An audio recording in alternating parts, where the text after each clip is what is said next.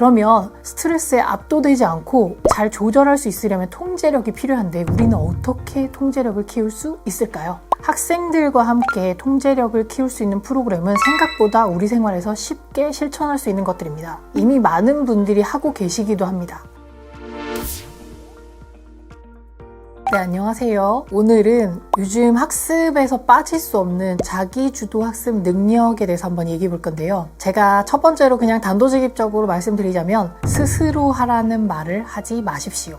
효과가 없습니다. 다들 아시겠지만 스스로 하라는 말을 한 순간 아이들이 그 다음에 하는 것은 그게 무엇이든 스스로 하는 것이 아니라 이미 시켜서 하는 것이 되어버립니다. 스스로 할 수 있게 되려면 방법이 있습니다. 방법을 알려주고 훈련하고 환경을 만들어주면 하지 말라고 해도 스스로 하게 됩니다. 우리는 두 발로 걷기 시작한 그 순간부터 스스로 자신의 뜻대로 움직이려고 하는 독립의 욕구를 매 순간 실행하며 살아가고 있습니다. 내가 하고 싶을 때 하고 싶은 것을 하고 싶은 만큼 하는데 원하는 결과를 위해서 제대로 한 발씩 나아가게 된다면 누구나 스스로 하게 됩니다. 자기주도 학습, 스스로 공부하기, 혼자서도 잘해요. 이런 성급한 단어, 문구, 광고로 스스로 공부하기는커녕 하라고 해도 안 하는 아이들, 자기주도 학습 능력이라는 게 부족하고 심지어 조절 능력도 별로 없고 마시멜로 테스트 같은 실험에서 말하는 만족 지연 능력이나 전략도 없는 것 같고 학년이 올라가고 성인이 되면서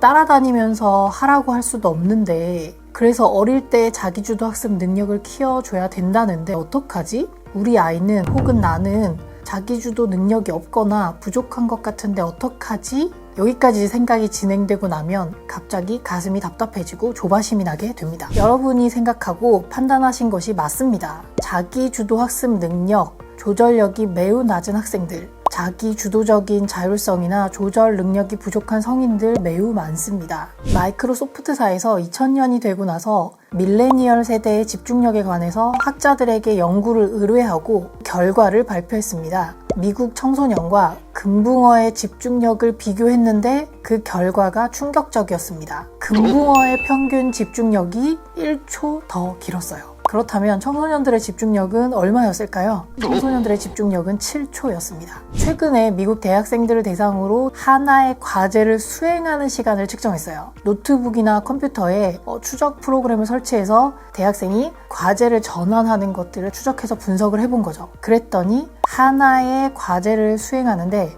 얼마의 시간이 걸렸을까요? 65초였습니다. 그렇다면 성인이 되는 직장인들은 다를까? 직장인들을 대상으로 한 연구 결과에서도 직장인들이 하나의 일을 하는데 집중하는 시간은 180초, 약 3분이었다는 거죠. 어른들도 이런 상황인데 아이들은 집중력이나 자기주도 학습을 위한 조절 능력, 집중력을 발휘하기 위한 뇌 발달이 아직 완성되지도 않았습니다. 스스로 할 수 없는 상태에서 불가능한 것을 아이들더러 하라고 하는 상황 자체가 폭력적일 수 있습니다. 이런 아이들에게 스스로 혼자서 공부를 하라고 하는 건 두 발로 서지도 못하는 아기에게 도로에 나가서 건널목을 건너가라 라고 하는 것처럼 두렵고 어마어마한 부담이 될 수 있다는 거죠.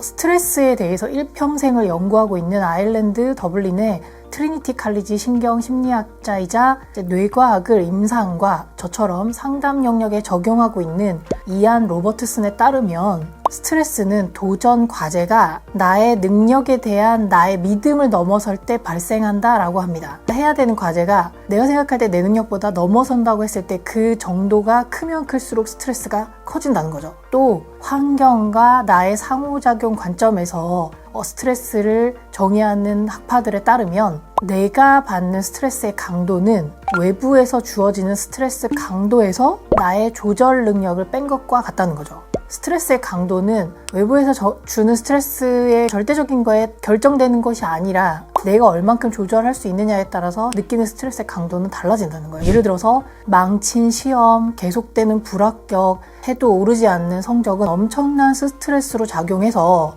거기에 압도되고 무너지고 좌절하여서 매우 무기력하게 만들 수도 있지만 또 어떤 사람에게는 넘어갈 수 있는 사건이 될 수 있는 거죠. 인간이 상상할 수 있는 가장 고통스러운 스트레스 상황 중에 하나를 꼽으라면 어떤 걸 들 수 있을까요? 많은 분들이 전쟁 중에 포로로 잡히거나 포로가 되어서 고문을 받는 상황을 꼽으실 것 같은데요. 실제로 고문을 받거나 전쟁 포로가 되면 사람들은 극도로 신경이 쇠약해지거나 퇴행하여서 다 큰 성인이 어린아이와 같은 모습을 보이면서 적군이나 나를 감시하는 간수에게 의존하는 아주 퇴행적인 모습을 보입니다. 1968년에 이제 베트콩에 포로로 잡힌 미군들이 이런 식으로 심리적으로 컨트롤 당해서 스스로 TV 카메라 앞에 서서 미국의 자본주의를 욕하고 공산주의를 찬양하는 촬영을 했었습니다. 어떻게 이런 일이 가능했을까요? 미군이 이 사건을 겪고 나서 어떤 군인들은 고문에 매우 쉽게 굴복하는데 어떤 군인들은 그렇지 않다는 점에 주목을 하기 시작했습니다. 도대체 무엇이 이 차이를 만드는지를 고민을 해서 군인 심리학, 군사 심리학자들이 부분적이긴 하지만 해답을 찾아내서 이거에 대해서 해법을 썼고 그에 대응하기 위한 훈련 프로그램을 개발을 해서 실제로 미군에서는 군인들을 훈련시킬 때 이 프로그램을 씁니다. 최근에 비밀 등급이 해제되어서 이 보고서가 공개가 되어서 이제 알려졌는데 시어 프로그램이라고 해요. 그래서 미 해군 소속의 시어 학교에서는 훈련받는 미국 장병들을 여름 동안 이제 전쟁 포로 수용소에 넣고 체험하는 프로그램을 진행을 합니다. 이 프로그램을 통과하면 전쟁 포로로서 경험이니까 사람들이 엄청나게 스트레스를 많이 받겠죠. 그래서 사람들의 혈액 속에 스트레스 호르몬 수치인 코티솔이 매우 높게 나타나는데 이 수치가 높은 상태일 때는 신체적으로 건강하던 평소에 의지력이 강한 사람이던 상관없이 매우 쉽게 무너져서 고문에 굴복하고 많은 정보를 털어놓게 된다는 걸 알게 된 거죠. 그래서 이런 군인들을 걸러내기 위해서 매우 취약한 군인들 혹은 스트레스 상황에서 매우 잘 견디는 군인들을 길러내기 위해서 시어 프로그램은 몇 가지 인지 테스트를 실시한 다음에 결과에 따라서 군인들을 교육합니다. 네, 시어 테스트에서 측정하는 게 뭘까요? 네, 이 시어 테스트에서 측정하는 것은 통제력이 어느 수준에 있는지, 내가 이 스트레스 상황에서 이 상황을 통제하고 영향력을 발휘할 수 있는 힘이 나에게 있는지 아니면 다른 외부적인 요인에 있는지를 이제 결과를 통해서 알 수 있는 거죠. 통제력을 스스로 행사할 수 있다고 믿는 군인들은 매우 극단적인 스트레스 상황에서도 쉽게 고문에 굴복하지 않고 자신의 신념이나 믿음을 지켜낼 수 있다는 거죠. 그래서 고문 상황에서 정보를 털어놓는 사람과 그렇지 않은 사람의 차이는 정신력이나 육체의 문제가 아니에요. 고문과 같은 스트레스 상황에서는 뇌에서 스트레스 호르몬인 코티솔이 다량으로 분출되고 이 코티솔 때문에 뇌세포는 수축하게 됩니다. 기억과 전략을 짜고 계획을 세우고 나를 통제하는 조절력을 발휘하는 전두엽, 기억을 관장하는 해마, 나를 통제하고 높은 상위 인지 기능을 담당하는 전두엽의 뇌 부위에서 새로운 세포 생성을 억제할 뿐만이 아니라 기존에 생성되어 있던 세포들을 쪼그라뜨려서 뇌 기능을 떨어뜨린다는 거죠. 이렇게 심각한 스트레스 상황에서도 뇌의 부피가 줄지 않는 사람들이 있었던 거죠. 이 결과가 알려지고 나서 몬트리올 연구팀이 그 이유를 찾기 위해서 몇 가지 실험을 했어요. 그러니까 스트레스 상황에서 암산을 시킨 거죠. 참가자들에게. 이후에 이들의 혈액 속에서 이제 코티솔 레벨을 측정을 했는데 시어 테스트에서 수치가 높게 나온 사람들은 실제로 혈액 속의 코티솔 수치가 아주 낮았다는 거예요. 시어 테스트에서 측정하는 건 자기 통제감인데 자기 통제감이 높은 사람들은 외부의 극도의 스트레스가 주어지는 상황에서조차도 주어진 과제를 잘 수행할 수 있더라라는 거죠. 스트레스로 인해서 뇌에서는 실제로 생리화학적인 변화, 스트레스 호르몬의 뇌 분비량이 변화되는데 내가 나를 조절할 수 있다고 믿는 사람과 상황을 통제할 수 있다고 믿는 사람 혹은 내가 전혀 통제력을 가질 수 없고 외부 상황에 내가 따를 수밖에 없다고 생각하는 사람의 뇌에서 분비되는 호르몬의 레벨 자체가 매우 차이가 났다는 거예요. 시어 프로젝트에서 미군들이 알게 된 또 다른 중요한 사실은 코티솔 분비를 조절하는 능력은 타고난 것이 아니라 후천적으로 얻어지는 훈련으로 발달 가능한 특성이라는 것입니다. 때문에 미군에서는 이를 바탕으로 군인들이 극도의 긴장과 공포, 스트레스 상황에서 자기 통제력을 가질 수 있도록 시어 트레이닝을 실시합니다. 우리 아이들에게 필요한 것도 시어 프로그램과 같습니다. 아침부터 저녁까지, 유치원부터 고3까지 재수기간을 포함하면 20여년을 꼽아 학습을 제1 우선순위에 두고 공부하고 평가받고 숙제하고 다시 학교 가서 늦게까지 앉아 있어야 되고 이런 생활을 끊임없이 해내야 하는 우리 아이들의 스트레스는 OECD 국가 중에 청소년 자살률 1위라는 몇 년째 청소년 자살률 1위를 유지하고 있는 오명의 데이터를 굳이 가지고 오지 않다 하더라도 학생들이 받는 스트레스는 무척 심각하다는 걸 알 수 있습니다. 모든 학생들이 다 하고 누구나 다 하고 있기 때문에 할 수 있다? 해야 된다? 절대 그렇지 않습니다. 이런 스트레스 상황에서 경험하는 스트레스는 실제 전쟁과 유사할 정도로 스트레스 레벨이 높아요. 이런 스트레스는 학습의 효율을 떨어뜨리는 것뿐만이 아니라 상처받고 좌절하고 무너지게 합니다. 그런 친구들을 상담실에서 혹은 학교 현장에서 초중고 학생들 뿐만이 아니라 대학에서 그리고 직장에서도 어려움을 겪고 있는 수많은 사람들을 만납니다. 그들은 그 대가로 두통, 고혈압, 비만, 소화불량, 식이장애, 우울, 불안을 호소하고 내 삶의 즐거움과 행복을 놓치면서 살기 쉽습니다. 내가 감당할 수 없는 이렇게 압도적인 느낌이 드는 스트레스는 심장질환, 뇌졸중, 치매, 인지기능과 인지효율조차도 떨어뜨리고 정신운동 속도와 면역력도 떨어뜨립니다. 그런데 그게 설령 전쟁의 포로가 되거나 고문을 받는 상황이더라도 내가 이것을 통제할 수 있다고 믿는다면, 통제할 수 있는 자질을 가지고 있다면 우리는 그 스트레스를 관리할 수 있습니다.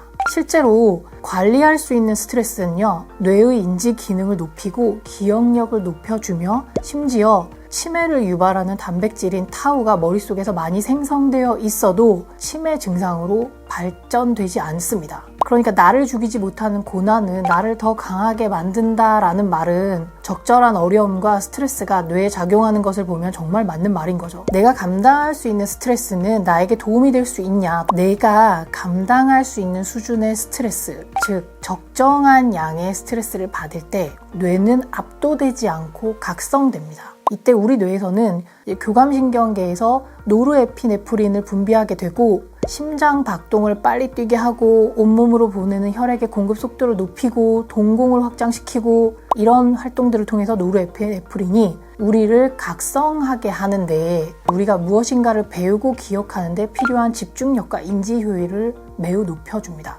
연구 결과에서 보면 기억력 세포를 노르에피네프린에 담궈두면 세포의 수명이 길어지고요. 독성 물질로 덮인 뇌세포를 노르에피네프린에 담궈두면 독성 물질의 독성이 떨어지게 됩니다. 또한 노르에피네프린은 뉴런이 연결망을 잘 형성하도록 도와서 학습과 기억 형성을 가속시키는 거죠.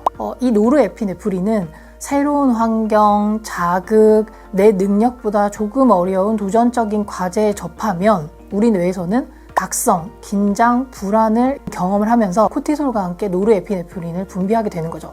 너무 압도돼서 무기력해지거나 도저히 아무것도 할 수 없는 상태가 아닌 내가 스트레스를 받지만 내가 해볼 수 있는 어려운 도전적인 과제는 우리 뇌를 각성시키고 결국에는 인지 효율과 집중력과 기억력을 향상시킬 수 있는 노르에피린을 분비시켜서 뇌를 발달시킨다는 거예요. 그러니까 공부하고 스트레스 받으면 뇌에서 스트레스 호르몬이 나와서 뇌세포가 쪼그라들고 심리적으로도 건강하지 않으니까 공부를 하지 않아야 되는구나 이렇게 생각할 수 있는데 그게 아니라는 거예요. 뇌 건강을 생각하면 아예 스트레스 없이 편안한 상태를 만들어야 되는 것이 아니라는 거죠. 우리가 통제력을 가지고 상황을 조절하면서 도전하고 좌절하고 실패하는 과정이 오히려 뇌를 더 발달시킬 수 있다는 거죠. 이렇게 얘기하면 학생들이 막 저한테 항의하는 소리가 들리는 것 같은데 뇌를 발달시키고 똑똑해지고 건강해지고 나이가 들어서까지 내 인지 능력을 잘 유지하고 뇌를 발달시키는데 적정한 수준의 스트레스는 필수적인 조건이라는 거예요. 시카고 지역의 노인들을 대상으로 한 치매 연구 결과에 따르면 장년 노인층에서 인지 기능을 잘 유지하고 나아가서 건강하고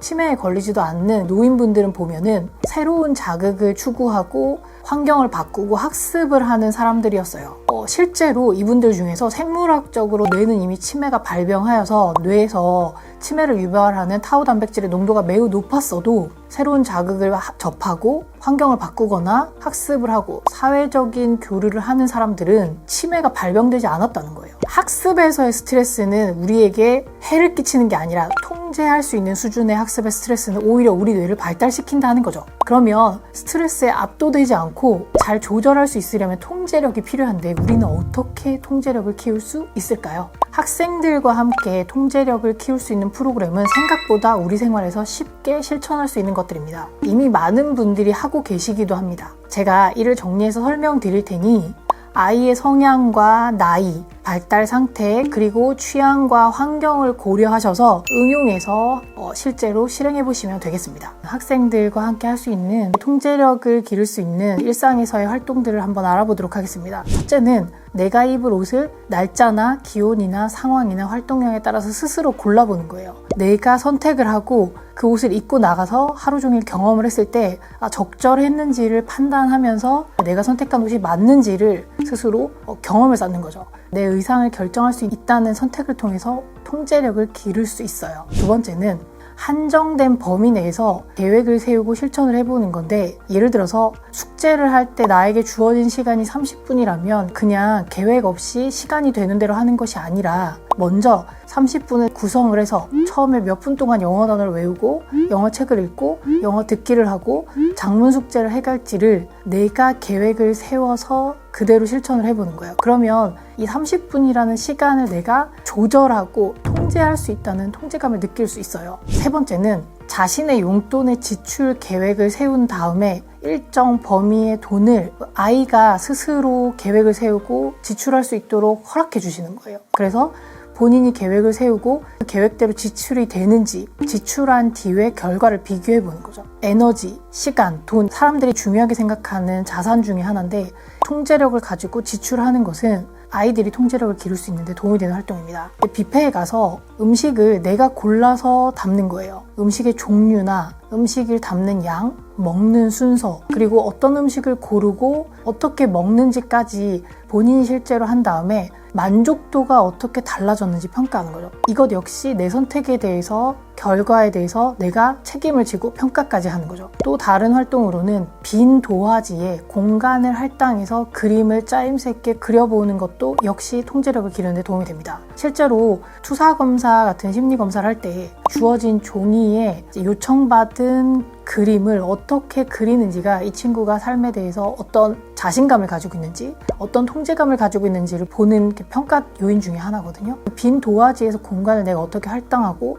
어떻게 쓸지를 고민하고 결정하는 것 역시 통제력을 기르는 데 도움이 될 수 있다는 거예요. 다음으로는 여행 가방 싸보기인데요. 여행 가방을 아이가 직접 싸게 하는 거죠. 2박 3일의 여행 동안 몇 벌의 옷이 필요하고 속옷을 몇 개를 가져가고, 그리고 여행지에서 내가 어떤 물건들이 필요할 거라고 예상을 해서 그 물건을 가져가는 거죠. 그런 다음에 여행지에서 또는 여행에서 돌아온 후에 여행 갈 때 가져간 내 옷이나 소지품의 개수가 적절했는지, 내가 가져간 다른 어떤 여러 가지 소품들이 얼마나 활용 가능했었는지 활용도를 평가하는 거죠. 요리하기도 통제력과 조절 능력을 키우는데 굉장히 도움이 되는데요. 일단 메뉴를 정하고 장을 보고 재료를 정리하는 이 과정들이 끊임없이 뭔가를 기획하고 생각하고 의사결정하고 고민하는 과정이에요. 장을 봐와서 재료를 준비하고 조리하는 과정을 거쳐서 하나의 통합된 결과를 만들어내고 맛을 보는 과정은 코딩의 과정과 아주 유사한 프로세스라는 거죠. 그래서 경험적인 데이터이긴 하지만 코딩 하시는 분들 중에서 의외로 요리를 잘하시고 좋아하시는 분들이 꽤 있다는 거예요. 그 다음에 또 다른 거는 내가 잠잘 시간과 일어날 시간을 정하고 실천한 다음에 내가 생각할 때는 이 정도 자면 될 것 같았는데 이때 자면 좋을 거라고 생각했는데 막상 그때 자고 일어나 봤더니 그 다음날 컨디션이 별로 좋지 않다거나, 내가 예상했던 것과 달리 이런 패턴이 굉장히 나한테 도움이 됐다거나, 그리고 내가 잠잘 시간을 정하고 일어날 시간을 정하는 거, 누가 자라고 해서 자는 것이 아니라 깨워서 일어나는 것이 아니라 스스로 알람을 세팅하거나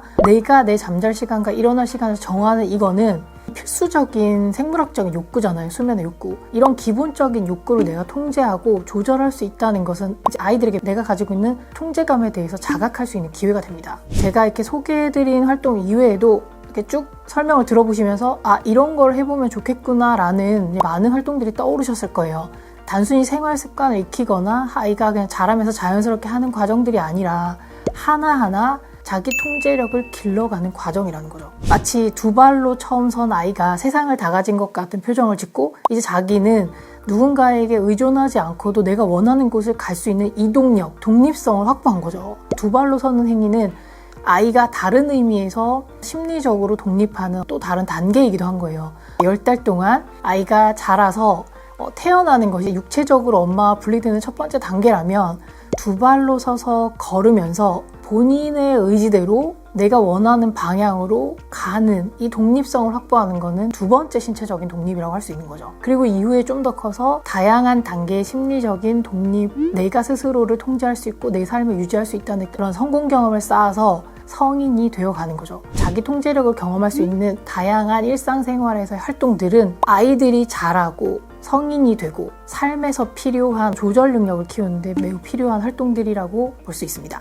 아이들의 성향이나 부모님들이 쉽게 수행할 수 있고 환경적으로 가능한 것들을 한번 수행해 보시면 좋겠습니다. 노르에피네프린에 대한 또 다른 연구에서는 어려운 문제를 풀 때 지능이 낮은 사람들에 비해서 지능이 높은 사람들은 노르에피네프린의 방출량이 증가한다는 거예요.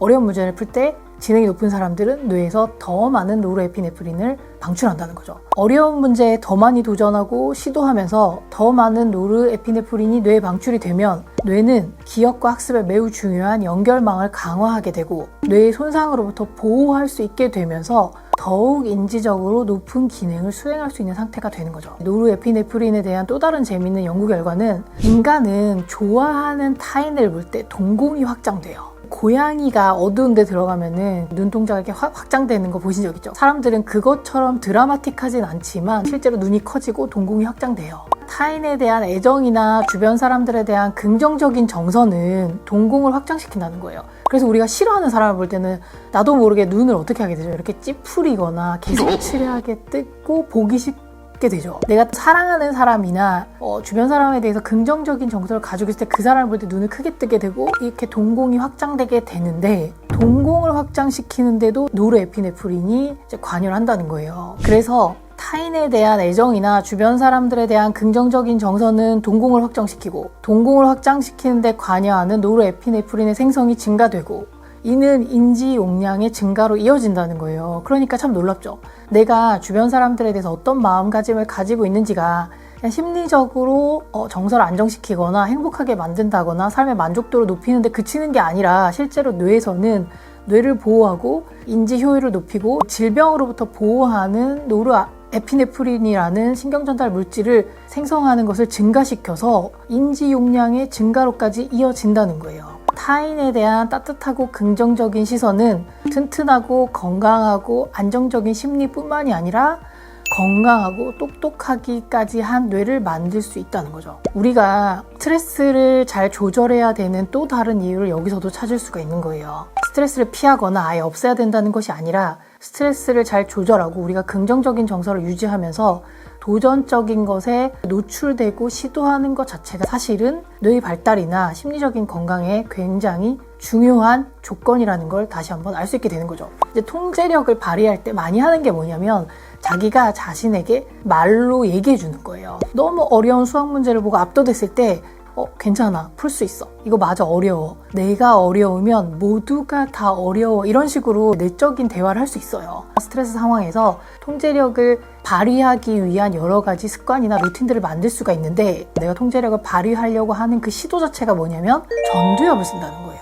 그래서 두려움이나 불안, 압도되는 느낌은 편도체와 스트레스 관련 뇌의 HPA 축에서 관여를 하는데 전두엽을 쓰게 되면 이 부위의 활동량이 감소해요. 그리고 전두엽을 쓰기만 해도 감소하지만 전두엽이 이 영역을 통제하기 때문에 내가 전두엽을 써서 이 상황을 통제해보거나 조절해보려고 노력하는 것 자체가 이미 불안이나 스트레스 상황이나 위협적인 상황을 덜 느낀다는 거예요. 통제력을 발휘할 때 굉장히 중요한 요소 중에 하나가 압도되는 상황을 거리를 두고 본다거나 다른 관점에서 본다거나 하는 재구성이나 재해석이 매우 효과적인데 시험에 떨어졌어요. 이거 누가 봐도 스트레스 상황이고 매우 심적으로 타격을 받을 수 있는 상황이죠. 그런데 시험에 떨어진 것을 어떻게 재구성하고 재해석하는지에 따라서 그 다음에 내가 받을 수 있는 정서적인 효과는 완전히 달라진다는 거예요. 이 시험에 떨어지다니 난 정말 구제불능이야. 또 시험에 떨어졌구나. 나는 왜 이렇게 시험을 못 보는 걸까? 나는 시험에 참 약해. 역시 나는 안 돼. 이런 식으로 재구성하고 재해석할 수 있죠. 또 누군가는 시험에 떨어졌구나. 내가 이 시험에서 좀 부족했던 것 같아. 어떤 부분이 부족했을까?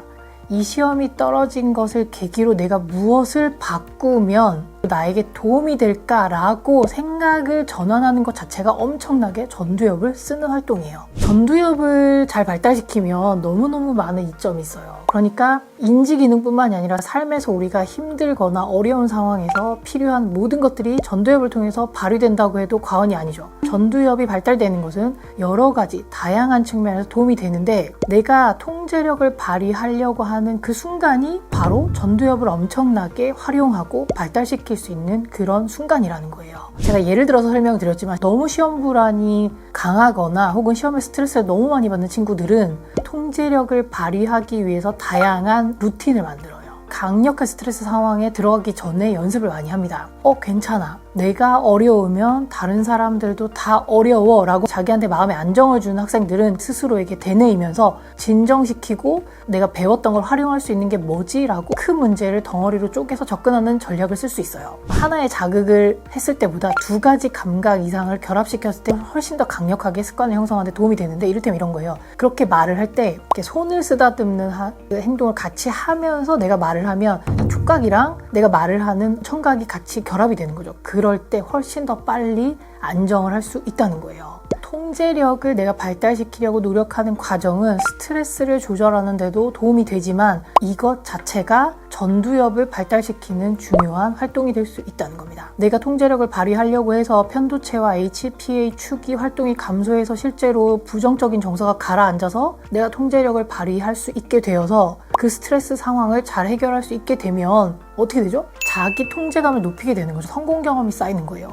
뭔가를 달성했을 때 뇌에서는 엄청 만족감을 주는 도파민이 분비가 되면서 다시 그 활동을 할 수 있도록 하는 엄청난 에너지를 줘요. 이런 경험은 자기 통제감을 높여서 다시 스트레스를 더 잘 조절할 수 있게 되는 선순환을 만들어낸다는 거죠. 처음에 좀 단호하게 말씀드렸던 제발 아이들에게 스스로 하라고 하지 마세요 라는 거는 할 수 없는 상태에서 스스로 하라고 하면 아이들은 그 상황에 압도돼서 자기 통제감을 전혀 발휘할 수 없는 상태가 돼요. 자기 통제감을 발휘한다는 게 무엇이고 그것을 위해서 무엇을 연습해야 되고 그게 어느 정도 익숙해져서 내가 좀 할 수 있을 때 아주 작은 범위 내에서 정해진 범위 안에서 내가 통제감을 발휘할 수 있도록 해서 계획을 세우고 실천할 수 있도록 하는 반복적인 훈련이 되어야 비로소 아이들은 자기 통제감을 발휘해서 스스로 학습을 하든 생활을 꾸려가든 이런 것이 가능해진다는 거예요. 막연히 자기조절 능력이 학습에 중요하다고 하더라. 스스로 공부하는 것이 필요하다. 그런 정보 때문에 불안하셔서 아이들을 스스로 학습하도록 몰아붙이시면 안 된다는 거예요. 이번 편에서는 어떻게 하면 압도되는 스트레스 상황을 잘 조절하고 이 환경을 내가 잘 활용해서 학습에 도움이 되고 뇌도 발달할 수 있는 상황으로 만들 수 있는지 알아보았는데 여기서 핵심적인 건 자기 통제감입니다. 그리고 성인들도 마찬가지예요. 자기 통제감이 생기면 아이들은 부모님이 말씀하시기 전에 내가 스스로 내가 내 생활을 통제할 수 있다고 생각을 하면 누가 하라고 하지 않아도 자연스럽게 스스로 자신에게 도움이 되는 활동들을 하게 됩니다. 이번 편에서 소개해드린 다양한 활동들을 통해서 아이들과 자기 통제감을 조절할 수 있고 자기 통제감을 발달시킬 수 있는 활동들을 해보시면 좋겠습니다. 다음 편에서는 또 다른 재미있는 주제로 여러분들을 찾아뵙도록 하겠습니다. 감사합니다.